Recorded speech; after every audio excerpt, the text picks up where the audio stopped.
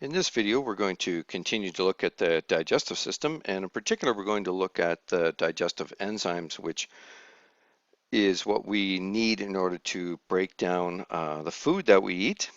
And of course, no Biology 12 video would be complete without an image of Henrik Sedin. Take a good long look because this is the last time you'll see him in his Canucks hockey gear until probably October. And so what we're going to look at then are the digestive enzymes, where they are produced, and what effect that they have in the breakdown of the food that we eat. So here's a list of the different enzymes and where they are produced. So you can see that it actually starts in the mouth, where we have salivary amylase, which is produced by the salivary glands. The stomach, we have pepsin, which is produced by the gastric glands, which starts to break down proteins. And then most of the other ones here, they are produced by the pancreas, and it's released into the small intestine. Okay, so let's first look at carbohydrates and how they are digested. As you can see from this, the digestion of carbohydrates, it actually begins in the mouth with the salivary amylase. It's produced by the salivary glands. So as we eat, not only do our salivary glands produce saliva, which seeks to add more water to the food that we eat, but it also contains the salivary amylase, which starts to break down starches, and it breaks down these complex carbohydrates into maltose. And maltose is just simply a molecule of two molecules of glucose, which are chemically bound together. So then the pancreas produces the pancreatic amylase, which is released into the small intestine, and this further breaks down the maltose into the two molecules of glucose, which then can be absorbed by the small intestine. So that's essentially the digestion of carbohydrates. And you can see here that this would be in the small intestine. And you can see that at the top there's the carbohydrate. You have the pancreatic amylase, which then breaks down the maltose into glucose itself, and then the glucose gets absorbed by the small intestine. And you can see there too that this diagram kind of depicts the villi as well as the microvilli of the small intestine.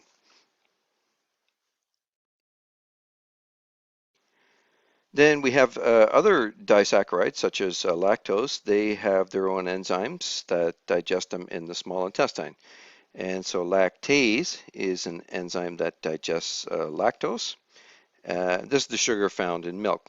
And individuals who have a lactase deficiency, they often have symptoms of a lactose intolerance. And this actually is caused by the fermentation of the non-digested lactose by intestinal bacteria. So if a person lacks lactase, then they can't break down the lactose, which means then that the bacteria in the intestine, they will break down the lactose as a fermentation process, which then causes the symptoms that are experienced by someone with a lactose intolerance. So let's look then at the protein digestion by the various enzymes. It begins in the stomach, and pepsin is the enzyme. It's produced by the gastric glands, and it acts on proteins to essentially break down the larger protein molecules into the strings of peptides. And peptides, again, are just simply amino acids, amino acids which are chemically bound to one another, which then produce the peptide chains. So you have amino acids bound together chemically, produces the peptide chains, and the peptide chains together produce the more complex protein. So that starts to begin in the stomach. Then trypsin is produced by the pancreas, and also peptidases produced by the small intestine, which further break down the peptides into their individual amino acids, which are then absorbed in the wall of the small intestine and into the bloodstream.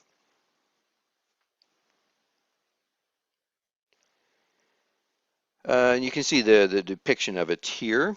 And so this would be um, the proteins. They've already been broken down into their peptide chains.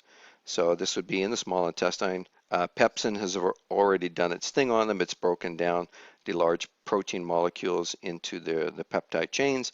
And then the trypsin further breaks down the peptide chains into the individual amino acids. And again, you can see absorbed by the villi, the microvilli, and then enter into the bloodstream. Then we have fat digestion. Lipase is produced by the pancreas, and that is released into the small intestine, and it digests fat molecules in the fat droplets after they've been emulsified by bile salts. If you recall, the bile salts are produced by the liver and stored in the gallbladder.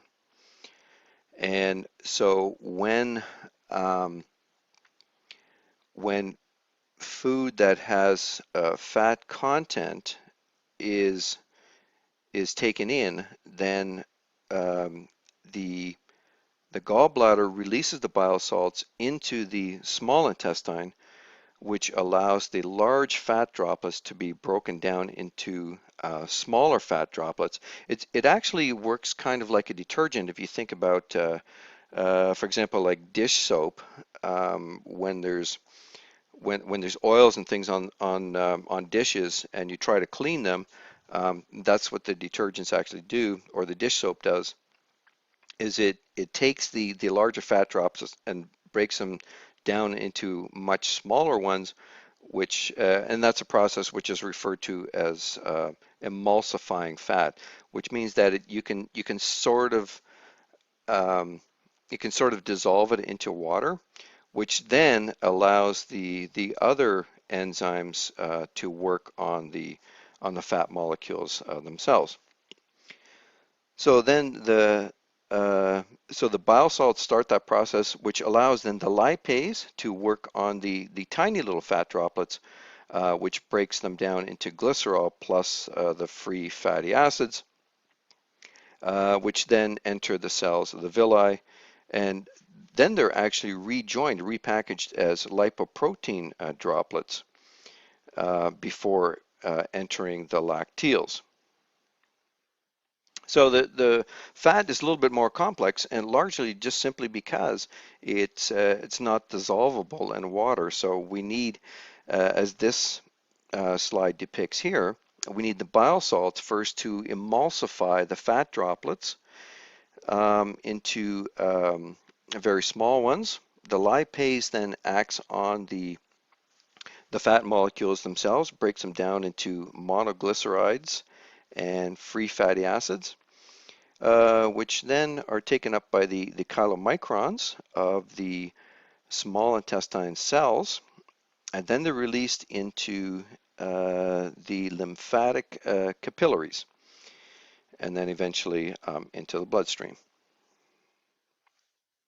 So the regulation of digestive enzymes, they function best at a specific pH and temperature.